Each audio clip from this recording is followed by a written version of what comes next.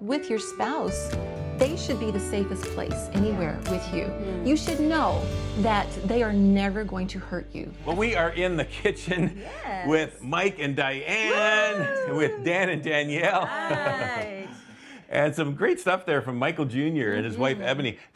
He's a comedian. He is a hilarious one too. If you ever, Google Michael Jr., you'll find some good stuff. He is so funny. But sarcasm, you'd think that comedians, they almost live on sarcasm. A lot of their content is just kind of sarcastic stuff, and that's what makes a lot of it funny. And Oscar Wilde, the great humorist, he said this. He said, sarcasm is the lowest form of wit, but the highest form of intelligence. Because, you kind of have to be smart to think up the sarcastic thing, and sometimes think, wow, but the fine line is that can be pretty cutting as well, especially in a marriage relationship. Right? Absolutely. I know, as Les said, you guys, that some people, like sarcasm is their love language. They just like to have that little clever, dig or whatever. Right? Yeah, the banter. And there's nothing wrong with fun banter. I mean, we're all about that. I have a problem when it turns from being clever fun to more of just a hurtful attitude. Yeah. It's just an ongoing way that you relate to people,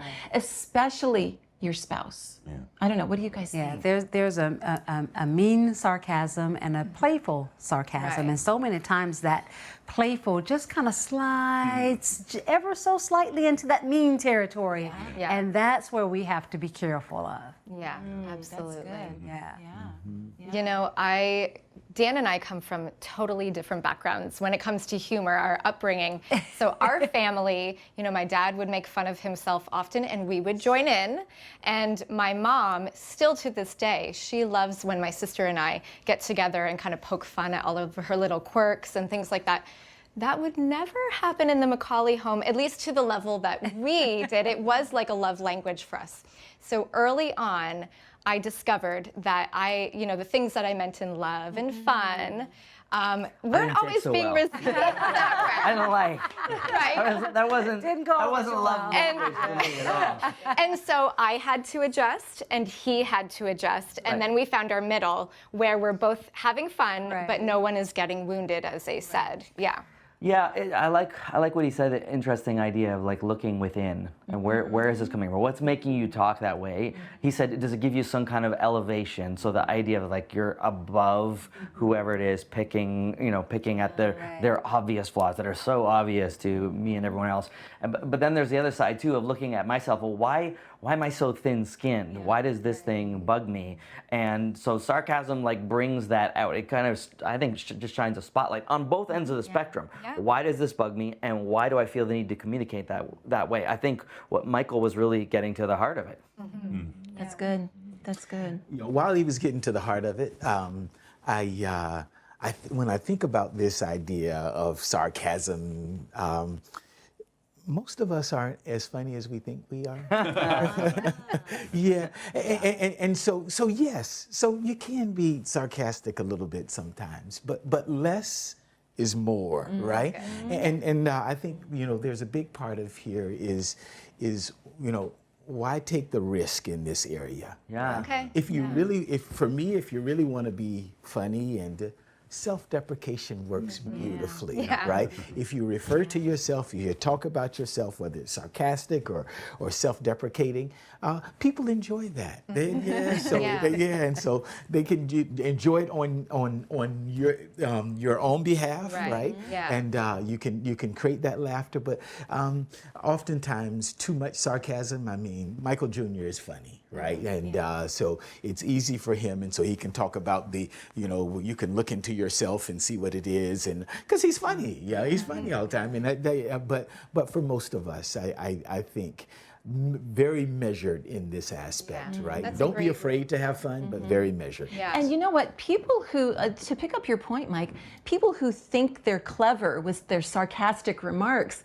aren't always as clever to other people listening. In fact, if they kind of make it a habit of responding that way to others, it could become really uncomfortable to be in their presence because you feel bad for the person they're talking to. I know we were around some people in a group of people, and the wife made a comment, and she was asking an honest question, and the husband just turned at her and looked at her like she was so, dumb. It's like, really? And I know what he says, some sarcastic remark.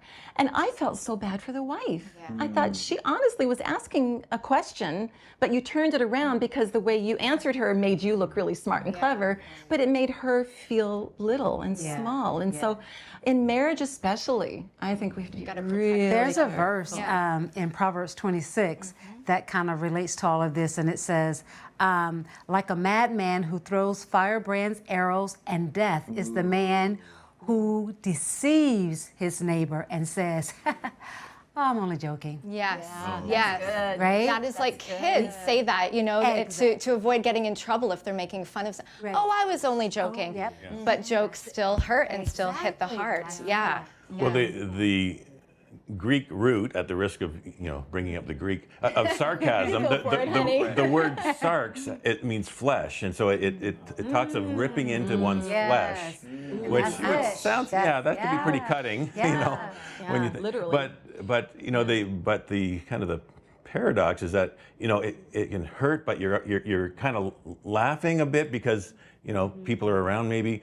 But it's also hurting at the same time. So the laugh hurt, paradox is, it can be painful. And I think a couple needs to have a good enough relationship, healthy enough, that it's a safe place to bring up the hurt to your spouse. You say, you know what, honey, when you said that, I know you were joking, but it kind of hurt me. And here's how I felt, and kind of here's why. After the fact, in private. After, yeah. And to pick up on the safe place scenario is like with your spouse, they should be the safest place anywhere with you. You should know that they are never going to hurt you, especially in front of other people. They're going to watch their words. I mean, we have fun. We play card games all the time, and we trash talk each other all the time. And we know how to have fun with each other. And like Ron said, your spouse, but there, like you said, Diane, there's that fine line that you can cross easily that can go into a hurtful thing. Because the things that they're insecure about, the things that are touchy subjects, That's right. and so to stay clear. How to hurt, and we use the discretion not to, but and because what how to protect and stay away from those things that are going to hurt. I was actually thinking of what you were saying, Mike, after it made me remember about a very famous comedian who, in an interview I heard, said there was one show that he was just ripping into everyone in the crowd, everybody watching him, and he was making fun and mocking. And it got to the point where one person turned around and walked out of his show.